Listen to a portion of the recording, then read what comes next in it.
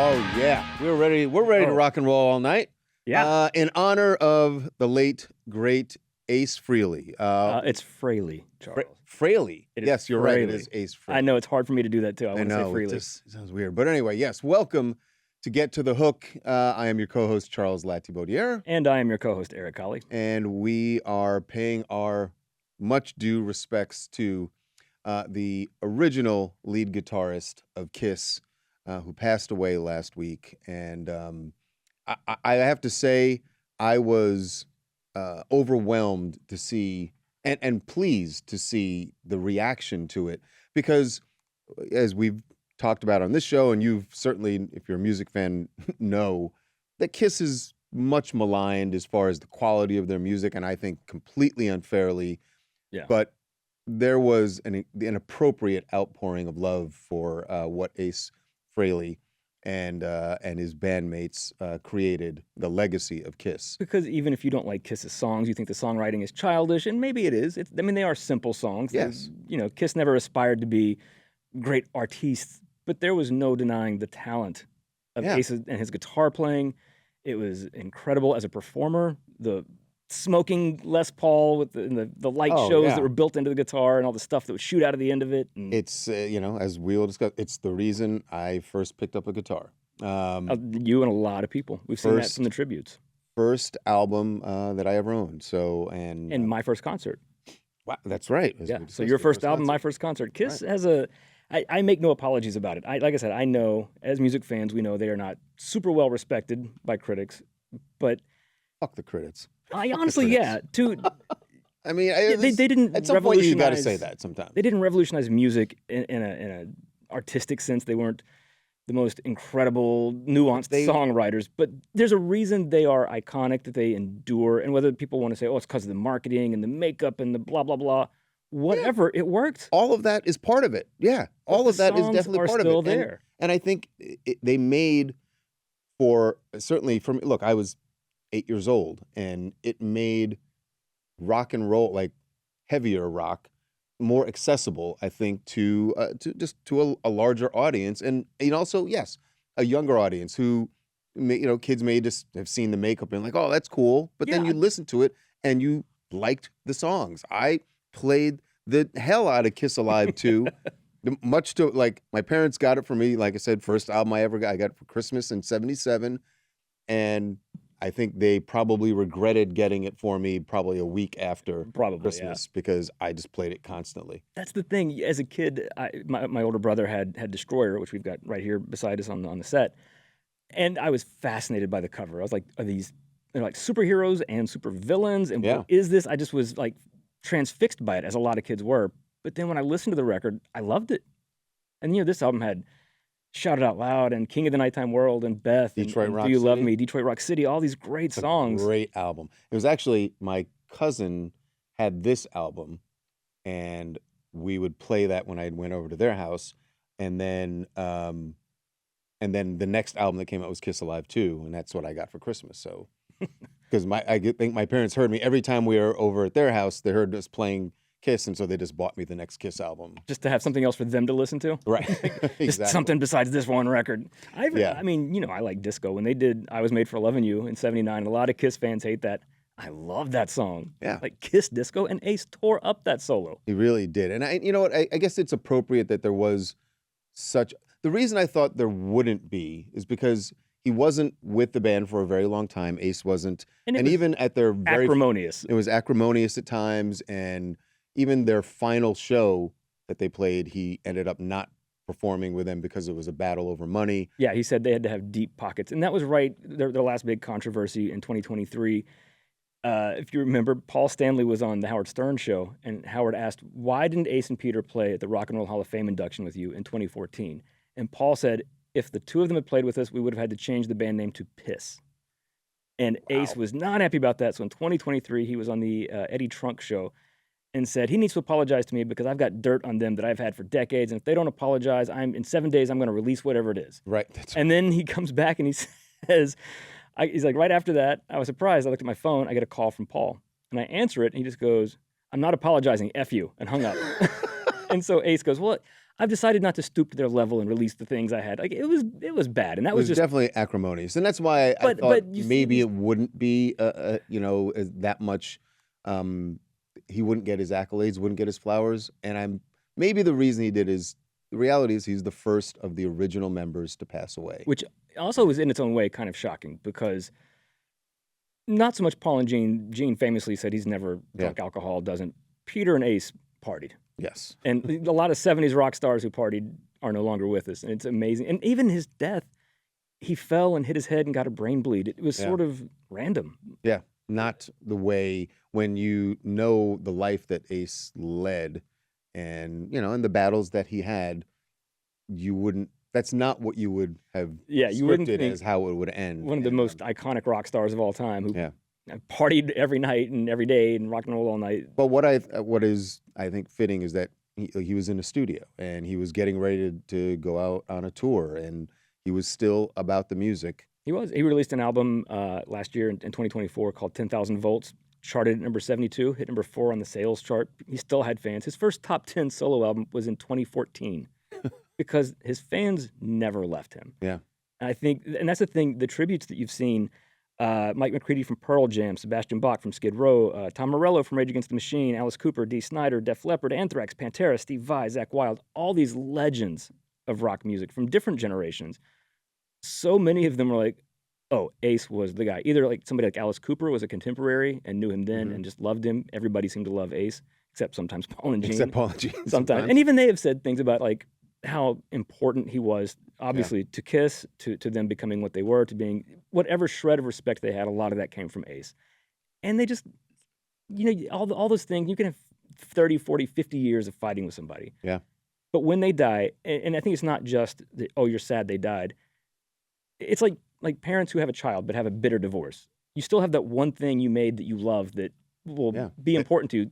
Their legacy from the 70s as Kiss is untouchable at this point, no matter what critics say. Exactly. And by the way, the critics keep saying it, but 50 plus years later, or 50 years later, they are, still doing it and making Paul and Gene making a lot of money off of it, and without even to mock the makeup and stuff, which a lot, in the 70s, the glam era, a lot of people wore makeup, not maybe as extreme as Kiss did in the costumes and the personas, but the advantage of that now, I guarantee you, if we went around our office and showed a picture of Kiss to any Gen Z staffer, they could be like, "Oh, that's Kiss." I don't know any of their songs. I don't know who they are, but they know it's Kiss. They know, oh, that's Kiss. Right. If you showed them a picture of Led Zeppelin or The Who, they'd be like, I don't know, a bunch of old white guys. Yeah. Exactly. I don't know.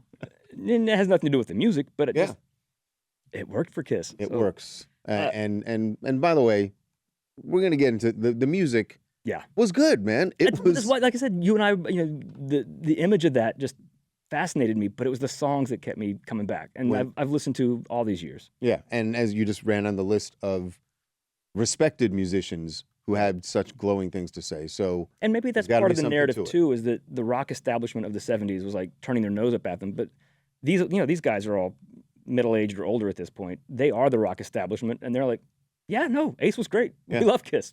Why apologize? Right. Let's get into the music. Let's get into Ace.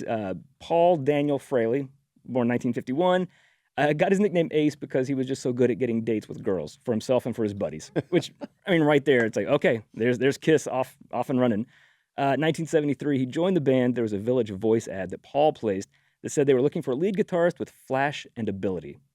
And he definitely had both they nailed that ad. Things. They nailed what they were looking for. And when so it was already Paul, Gene, and Peter Criss, the drummer, were already in the group at that time. That's why they needed the fourth.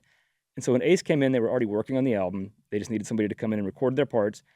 And the song they had him audition with was an original song of theirs that obviously he had never heard before. But Ace said, I heard them playing it, got the key. It's pretty simple, which is sort of a trademark of Kiss's music. He jumped in and did like a 3 or 4 minute solo. And they're like, oh, you're in. And he has said throughout the years that this is still to his death, was his all-time favorite Kiss song. And it was this song, Deuce.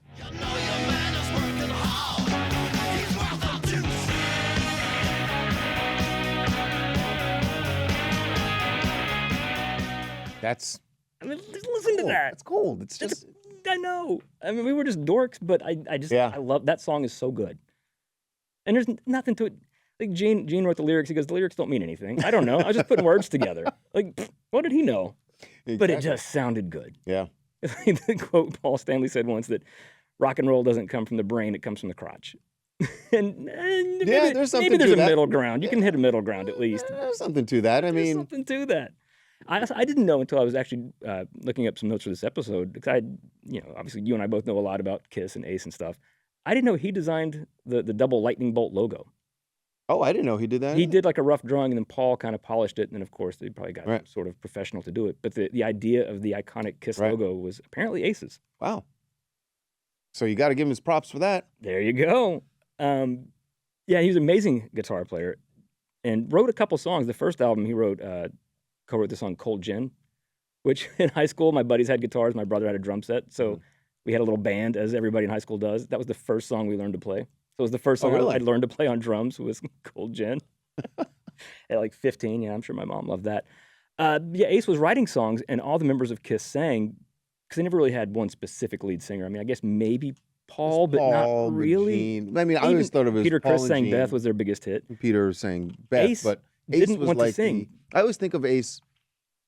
I'm not saying I don't want Beatles fans coming for me and all that, but I do think of him as George in the same way. Like In that sense, he is. yes, that he, clearly a very skilled musician, but also wrote a few songs, but they stand out when when I listen to a Kiss album, I would look at the liner notes and be like, oh, where's the Ace song? Yeah. And I'd want to make sure I heard the Ace song and knew that, and just felt different knowing that this was one that Ace wrote. Yeah, like he was getting his moment to shine, because Yeah. you'd see so many Paul and Gene, and Right. maybe Peter would get one and Ace would get one. And later on, before he left the group the first time, he started writing like up to 3 songs per album. But he didn't sing originally. Right. Because he was like, I don't have a good voice. But he didn't have a great voice in that classical sense, but he knew how to use it. And the first time they got him to actually sing on an album was a song about the first time he almost died. Remember back in the 70s in Florida, he got electrocuted on stage. I think it was a lighting tower hit Yes, the metal railing on a staircase as he was coming down. He's playing a solo and touched it and sent like thousands of volts through him, almost killed him. And then they came out and they're like, we're gonna have to tell the audience the concert's over. And Ace was backstage. They got him revived. He's like, no, the concert's not over. I'm going back out. So he goes up and finishes the 'Cause show. the show must go on. Right. And he wrote a song about being almost electrocuted to death. And on 1977's Love Gun, they like, just sing this one, Ace. This is your experience. You got electrocuted. You wrote the song. You got to sing it. It was his first of many vocals. This was Shock Me. Get my high, shock me, make me feel better. Shock me. And the We Put on Your Black Leather was the next together. line. Yeah. I don't know if that happened at the concert when he got electrocuted. but- I just played along with the song like I would, air guitar and air drum and all that, never knowing as a young child that whole story. I didn't learn that until later in my teens that How was literal what was that going song on was? behind the song. I just thought it was a very simple song. I was like, oh, that's cool. yeah. Didn't realize, oh, there had actually been And then at the end of the song, I a think near electrocution. at the end of the song when he started kind of ad-libbing, goes, I'm down to bare wires. Like, yeah, that's almost what killed you. And he just laughed it off. It's funny that he didn't like to sing and didn't have the spotlight the way Paul and Gene did, because in 1978, This is my favorite I know you love that. fact about him. I mean, I love the song, obviously, but you're right. I remember it was so exciting was it 78? When 78. When they were about to break up then almost. Right. And they decided they were going to do these solo albums. And I was also excited about that. I was like, oh, wait, are these going to be 4 different albums? Yeah. And really, to be perfectly honest, Ace was the one that I wanted first. I wanted all of them. Yeah. But Ace is the one I wanted first. Sadly, my parents wouldn't let me get all 4 of them. You didn't have all 4 of them? Which one did you No. not get? Was it Gene? Did Gene scare him? No, I didn't get actually. Oh, you didn't get any of them? I got Aces, Oh. and then they were like, that's it. You're not. Well, Gene's he did a cover of When You Wish Upon a Star. He did? He did. And So I've never heard all of you the songs should- on the other 3. You should listen to it. I like Paul's album. Paul's is pretty good. Uh-huh. Peter's has some, they all have some decent songs on them. But when they released these 4 albums and each one got a single to promote it, you would think, well, Paul and Gene are going to be the big ones. Ace and Peter. Yeah. Gene's charted the highest, but Ace's actually sold the most copies and is the only one that produced a really big hit. He had a top 15 hit It's the standout early in song. '79. But it was actually a cover song. There's a glam band called Hello did it originally. But Ace is from the Bronx. Yes, he is. So I know you love this. He is a Bronx Walk of Fame member. Who else is? Just lots of people. We just filming. Shout out to Latibeaudiere. Yeah, he had the biggest hit with the most undeniably catchy song from any of the 4 albums. This was New York Groove.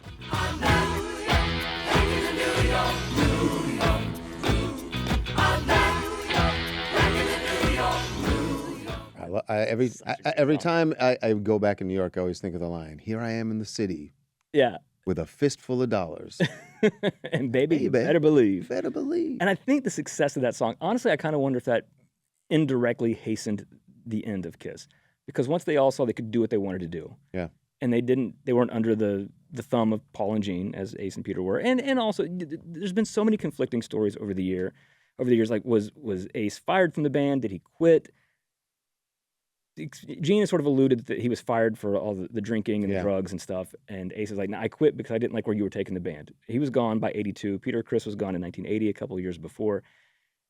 And maybe there's a little bit of truth to both sides Probably of that. a little bit, yeah. But there's a moment, an iconic moment with Ace, one of my favorite, where you can It is. see the tension in the band. And see, Ace at this point, this was from the Tom Snyder Tomorrow Show. Tom Snyder was a big talk show host in the 70s. Really good talk show host. Got the best out of his guests usually. Oh, Had boy. Kiss on. He got the best out of, well, at Yeah. least one member. You kind of got all from all of them. So the Halloween episode, 1979, they're still on top of the world. Ace has had the biggest solo album. I think he's feeling a little emboldened. And by his own account, he was drunk and very high when he did this episode. Because he was the space Ace. He was the sort of, The mysterious. yeah, he was one. the Right. weird one that didn't talk as much and didn't sing as much, and he had the spacey makeup and all that. What a kook he was. And He that came out of his laugh shell. his. He came Yeah. out of his shell during this. And when you watch it, we're going to play a clip from it, so you'll just hear his infectious laugh and his sense of humor here. But if you watch this, if you see this on YouTube, or if you just look up this clip, as this is going on, and Tom Snyder and Ace are laughing and having fun, look at Gene Simmons' Right. face. He is so irritated. Some people have said it's because Gene resented Ace stealing the spotlight, that it only could be Paul and Gene in the spotlight. Gene's kind of said, "I knew he was drunk and high. I was worried That's what he what was going to that- say or what he was going to exactly. do." But it was fun, and looking at It back at turned out to now- be fun, but I get if you're sitting in Paul or Gene's seat, and he and who knows doesn't, what they had seen and he backstage. doesn't normally speak up this much, and they knew that he was drunk and high. Yeah, I would be worried too. But it was fun. This is a clip of Ace on Tom Snyder's Tomorrow in 1979. But you're kind of like a spaceman, huh? No, actually, I'm a plumber. On the side. Look, Well, listen, I got a little piece of pipe backstage I'd like to have you work on. tell me about it. That was his laugh. I don't know if it's just the makeup. It's not just the makeup, but it gives Joker vibes. Definitely It a lot of gives Joker. serious Space Joker vibes. But yes, you could see Gene just like cringing in his seat. He was irritated, and you could see it. And fortunately for Gene, it sort of played into the demon persona, the dour, Yeah, unhappy one. Paul was like smiling, but that smiling like, okay, that's enough. okay, that's enough. good. And Let's Peter reel was it just in, like, reel it in. yeah, and he didn't. And so they went on for a couple of years after that. Like I said, Peter Criss left in 1980. Ace, 82, Creatures of the Night album, he didn't really work on. The last thing he did was the video for the song I Love It Loud. But he was done. Yeah. And he moved on. And actually had a pretty decent solo career. This is when I first figured out his name was Frehley and not Frehley. Mhm. His first band he started was kind of a solo project. It was called Frehley's Comet, which Right. was the pun on Sure, Haley's the band Comet. And I was Haley's like, Comet, right. Like, oh, wait, that doesn't work. And you're like, oh, well, it's have Frehley. I been saying this wrong all these years? And it turns out, yes, I was. Because I've seen interviews. Ace is like, it is Frehley. And on Alive, too, there's a part where Paul Stanley introduces him on stage. And he's like, Yeah. Ace Frehley! Yeah. But Paul's stage banter was so, I remember Weird, hearing you that just- and thinking, oh, he just like misspoke. yeah. And I was like, oh, that's cool. They left it in, whatever. Well, when he speaks on stage, I know like on the first Alive when they're doing Cold Gin, and he's asking the audience what drinks they like. He's like, I heard some of y'all like some vodka and orange juice. Like, what? Who talks like that? I love his stage. There's actually, I've seen people just do compilations of just his stage banter. Uh-huh. Somebody did like a techno mix a couple years ago where it's just him like, well, we love you, you beautiful people. What, that voice Yeah. and the accent and, And the it's whole really thing. the first, that was my first, because of that album was my first experience with like a live band sound. Like I hadn't been to concerts at that age. Right. And it felt like when I played the album, like I was sitting at a concert and it was like, Yeah. oh, this is cool. And Well, that's what really broke them through the mainstream is they'd already done 3 albums that had not really done much of anything because their live show was They're the too- draw. They were, when I saw Kiss, and I didn't see them until the late 90s when they put the makeup back on. It was my first show, and my brother was like, "Oh, I feel bad for you. This is going to ruin every other concert you ever see." And it Wow. kind of did a bit because there's nothing like a Kiss show. The I flying never and the saw- pyrotechnics. And, I never saw that big Kiss show. I saw them at a club, which was cool in Arizona, but it was not. Peter and Ace were not with them, and was no makeup. oh. They still played the songs, and it was Yeah. it was They're good. always going to put on a good show. yeah. But So yeah, you get the big pyrotechnics and the makeup and all of that. oh, when they put the makeup back on, the original 4 got back together in '96. I was like, I have to see this. I did go see a mini Kiss show. Does that count? What do you mean a mini Kiss show? You never little seen little mini Kiss? people as Kiss? Little people in the makeup, and it was a slow night in Tahoe, man. I don't know what to tell okay. you. How, I don't know what to wait, tell you. were they like lip syncing or did they play live? No, they played. Oh, were they good? Yeah, they were good. I mean, they weren't Kiss, but they were good enough for a Tribute band? a quirky tribute band. Yeah, okay. I don't know what to tell you. I'm not proud, but whatever. It was like I said, slow night in Tahoe. Winter. Okay. Anyway, moving on. Yeah, and they got back together. They actually made a new album. Psycho Circus came out in '98, and Ace had some songs like Into the Void. It didn't do. I think they started realizing then that I think maybe Peter and Ace thought, oh, we're all back together. It's like the '70s again, like the good part of early Kiss. And then it just sort of wound up back where it was. Yeah. And it fell apart again in the early 2000s for the same reasons it fell apart in the early 80s.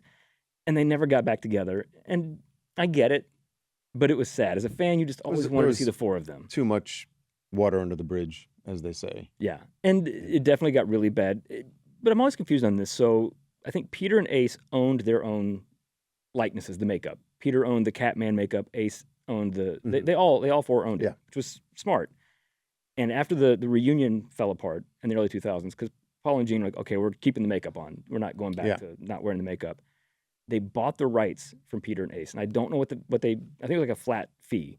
They did. They bought the rights. That's why So Eric Singer and Tommy Thayer for years now have been the using Catman the and Spaceman Spaceman. makeup, yeah. And 'Cause Ace was because the kind of original annoyed. replacements didn't. They had different. Yeah, you became your own Different makeup, character. Like Vinnie Vincent, who replaced Ace Frehley in the early 80s, had the like Egyptian ankh on his face. I forget Yeah. what he was supposed to be. And Eric Carr, the drummer who plays Peter Criss, was Wolf. Who plays the role of Peter Criss will now be played by. Eric Carr, who was actually the first member of Kiss to die. He died of cancer in the early 90s, which was very sad. But it doesn't seem like Ace had a problem when they were trying to do these reunion shows, as we said at the beginning, the final shows when Ace wanted a bunch of money.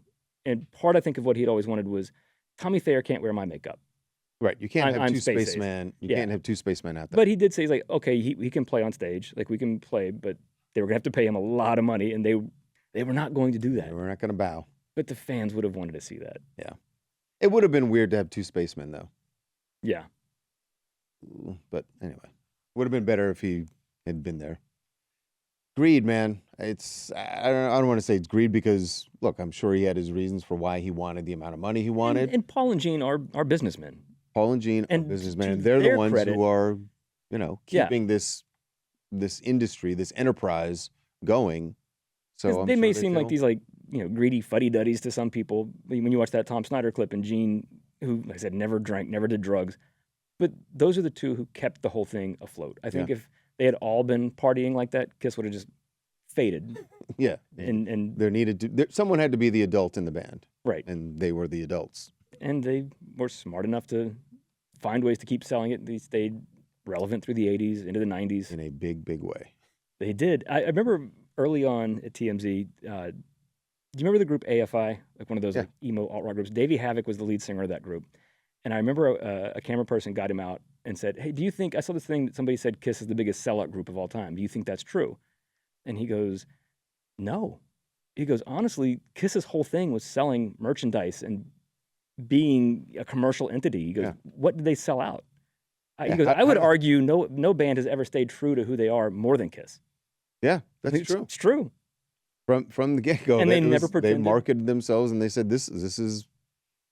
They were selling this stuff, like you said. When you're a kid, you look at this and you go like, "Oh, they're superheroes," and they had the whole figurines. And you Mego could buy. dolls in the '70s and stuff. Yep. And it's That- cool. It's That was still cool. By the way, another bone I have to pick with my parents, who only let me get the one solo album. you remember when they had the movie? Kiss Meets the Phantom of the Kiss Park. Meets the Phantom oh, of the it's Park? so awful. Of course it was awful, but of course I wanted to watch it, and we had to go to some family event that night, and all I was begging them was like, "Can we please get home in time to watch this? Can we please get home?" And they're like, "Nope." I We mean, stayed at the party. Have you ever and watched it? There was no, we didn't have a VCR at the Right. time. Yeah, if you missed it, you just missed it. You missed it. You missed it, and that was it. There wasn't any going back, and so I've never seen the full. I want to movie. tell I've you to seen, watch like, it. clips of it, but It's so bad. There's one. I do remember Paul like shot lasers out of his star eye or something He like did, that. and Gene they dubbed in like a lion roar, and he like roared at people. The funniest part, it was so low budget and so cheap, and actually it was with Ace. I think was it Ace or Peter? I think it was Ace. Yeah, they they were doing a reshoot with some stuntmen or something. They shot it at Magic Mountain, right? Yeah, I think so. Yeah. There's a part where they're fighting like these cat robot monster thing. I don't know. It made no sense at all. And Ace is there, and they have to get a stunt guy. So the stunt guy's got the makeup on and the whole space costume. I will have to show you this because you won't believe me. The stunt guy was black. And you see his hands. Even as a kid, you're like, that's not That Ace doesn't Frehley. work. This doesn't work. It just was, and it wasn't like a They quick shot the whole shot. movie in like 2 days or something. He had like kind of a close up where you're like, that is definitely not Ace. Like you can put the makeup on, but sir. They're like, oh, Ace had a little extra makeup on that day. Oh my God. Actually, I wanted to end this not with a Kiss song, but just a song that I think kind of encapsulated for Gen X and younger generations the reverence and love and nostalgia that we've all had for Kiss and the influence that they had. 1994, Weezer released their self-titled album, the Blue Album it's called now, the one that had Buddy Holly on it and the Right. Sweater song Undone. And there's a song on that album that I love that really hit close to home called In the Garage. It's about Rivers Cuomo, the singer of Weezer, having his garage being his little nerd cave. And he references having Kitty Pryde and Nightcrawler from the X-Men in there. And I was a comic book nerd. And I was like, wait, did he just mention two Right. deep-cut X-Men? And then he talked about the posters that was on Zoll. He said, I had a Kiss poster. And he called out two members of Kiss. And this clip of the song, this is Weezer in the Garage. I've got Ace Frehley, I've got Peter Chris, waiting there for me, yes I do. I'm like, he's got As Kiss you'd expect posters. an outsider, kind of Yeah. pick. Yeah, you pick the two that The aren't the outsiders. ones. Yeah, exactly. And I think that's the thing with Ace. It's very sad he's gone. And 74 is not young, but it's much younger than I kind of, like you said, either I would have thought he would have died at 30 Right. or 100. And it's very sad he's gone now. But as that song says, I've got the poster, I've got them waiting for me. We've all got the records. If you've got the songs, you've got the playlist, you've got whatever you've got, your posters from the 70s, 80s, whenever. We still got him there for us. We and do. that's when you know you're a legend. He will never go away. Certainly not Never. within our lifetimes. Never ever go away, man. This is this image right here of this album With of Destroyer. all the Destroyer album, the imagery from that. By the way, the other thing about the Kiss Alive 2 album was there was a whole photo book that came. It was a double album, and the photo book that came in the middle, I always remember. And I don't think I have that anymore in my album. I have the album Yeah. somewhere. I hope I got to find it.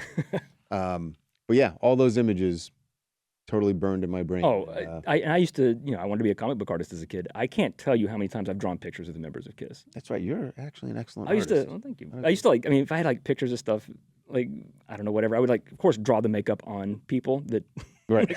oh, this $1 bill or this $5 bill. Now Abraham Lincoln's got a Star Child or a Spaceman makeup or whatever. Like I said, I was just fascinated by it as a kid. And, my music taste has broadened and deepened over the years, but I will always love them. And it doesn't matter if they're, brilliant, genius artists. I think there are things they were definitely brilliant and genius about. And there are a lot of great songs, but I just will always love them. Halloween is coming, and I'm just thinking, Oh, I've thought about doing Ace. if I could find the makeup artist, Oh, do it yourself. What? I've got I did Paul once years ago. I did Paul. I I've might have got to the do Ace this I've year. got the Gibson Les Paul guitar. We got to rig up some smoke, come All right. off of it, and Oh, you could some sparklers specifically. on it. You could go as the stuntman from Phantom of the Park. You could do that as Ace. I'll be Peter Chris. We'll do it for Halloween. We'll work that out. There's the tribute. I'll bring my drumsticks. There right, we go. exactly. That is going to do it for us. R.I.P. to Ace Yeah, Frehley. travel to the stars, Spaceman. Indeed. We will see you next time. I'll get to the hook.